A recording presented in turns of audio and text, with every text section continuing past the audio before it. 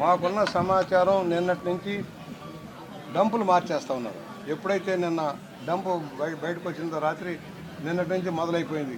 వేల కోట్లు దోచారు. మేమందరం 3,500 కోట్లు 30,000 కోట్లు దోచారు.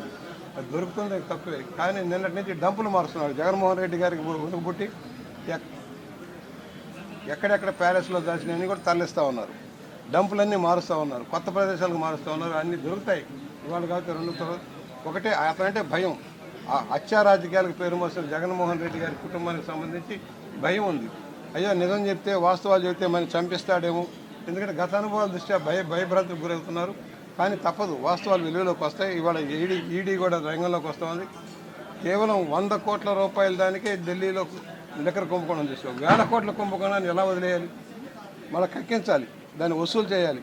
దుర్మార్గుని అసలు ఎవరైతే మెయిన్ దోషో అతను శిక్షించబడాలి.